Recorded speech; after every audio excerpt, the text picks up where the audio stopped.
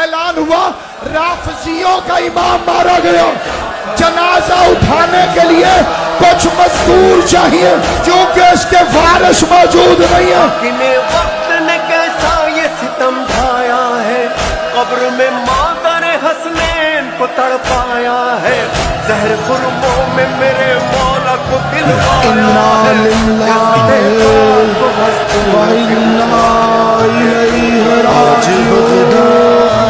چار مزدور آئے، 19 بیٹوں کے باپ کا جنازہ اٹھایا، سارے ذاکر پڑھتے پلے بغداد میں جنازہ رکھ دیا۔